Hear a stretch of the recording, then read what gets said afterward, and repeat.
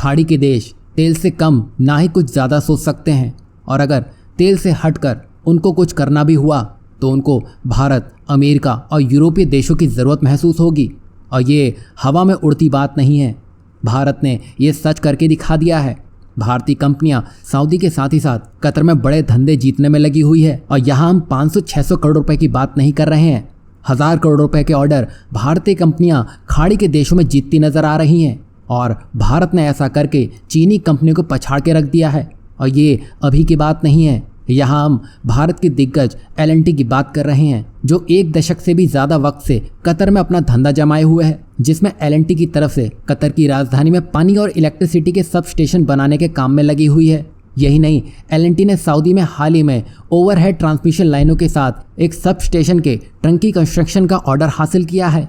इसी के साथ ही रेसिडेंशियल सिटी के लिए इफेक्टिव पावर सप्लाई करने के लिए 5 सब स्टेशन बनाने के लिए स्टेट ऑफ कुवैत से एक और ऑर्डर प्राप्त हुआ है। मतलब ये सारे नए ऑर्डर हैं जो L&T को हाल ही में खाड़ी के देशों से मिले हैं।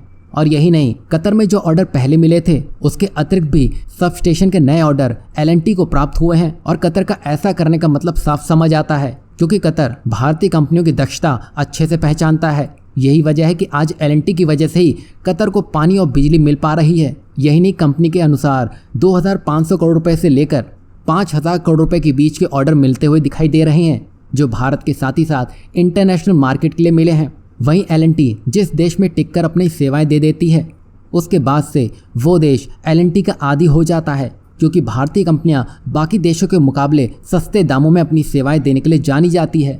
यही वजह है कि अरब देश हो या फिर यूरोप देश ही क्यों ना हो, भारतीय कंपनियों के लिए रास्ता वो बनाने में लगे हुए हैं। और ऐसा इसलिए भी है क्योंकि आज की तारीख में 2 ही देश हैं जो दुनिया के हर कोनों में अपनी सेवाएं देने में लगे हुए हैं, जिसमें चीन और भारत का नाम सबसे ऊपर आता है। वहीं अगर कतर में भारत की जगह चीनी कंपनियां होती तो वो कब का पानी की पाइपलाइन ही काट चुकी होती, क्योंकि जिस तरह कतर ने भारत के साथ बदसलूकी की है वो चीन होता तो बर्दाश्त नहीं करता। लेकिन यहाँ भारत की प्लानिंग कुछ अलग ही है। खाड़ी के देशों की निर्भरता लगातार भारत पर बढ़ती देखी जा सकती है, और ये भारत के लिए शुभ संकेत है। वहीं जब पानी सर के ऊपर से निकलता हुआ दिखाई देगा तो भारत देर नहीं करेगा कतर के पर्क उतरने में, और भारत सही वक्त के इंतजार में है।